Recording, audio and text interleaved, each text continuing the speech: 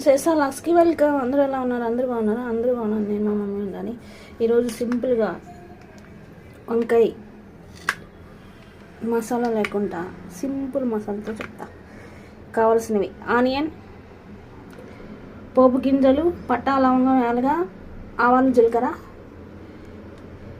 పసుపు, అల్లం వెల్లుల్లి పేస్టు, ఇది ఎండుమిర్చి, జీలకర్ర, ధనియాలు పొడి,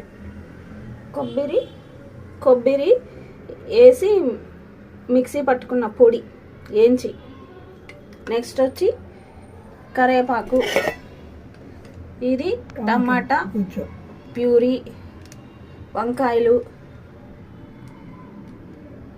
ఈ కర్రీకి ఇట్లా ఉండాలి చిన్నగా. ఇప్పుడు ఎలా చేస్తామో ఇప్పుడు ఆ టమాటా ప్యూరీ దాంట్లో వేసేసి ఆ టమాటా గుజ్జు, ఉప్పు అన్నీ వేసి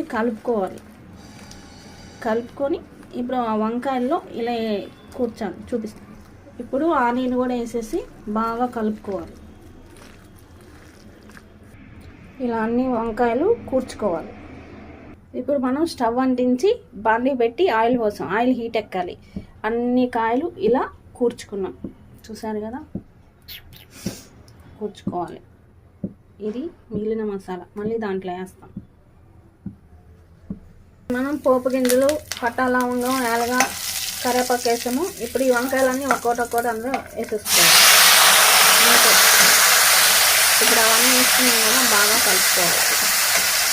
ఇప్పుడు ఇవి బాగా మగ్గాలి, మూత పెట్టుకోవాలి. ఇప్పుడు మిగిలిన మసాలా కూడా వేసేసాము. ఇది బాగా వాడాలి. ఇప్పుడు మనం కొంచెం నీళ్ళు పోస్తున్నాం ఉడకడానికి. ఇది ఒక 10 నిమిషాలు బాగా ఉడకాలి. వంకాయ మెత్తగా ఉడికితేనే టేస్ట్ వస్తుంది. ఓకే ఫ్రెండ్స్, ఎంతో టేస్టీ సూపర్ సింపుల్ మసాలాతోటి నూనె వంకాయ లాగా చేసుకోవచ్చు. చాలా బాగుంటుంది. మీరు కూడా ట్రై చేయండి. ఎలా ఉందో కామెంట్ బాక్స్లో పెట్టండి. కొత్తగా చూసేవాళ్ళు సబ్స్క్రైబ్ చేసుకోండి. పక్కన ఉన్న బెల్ ఐకాన్ని టక్కని కొట్టండి. Like and share.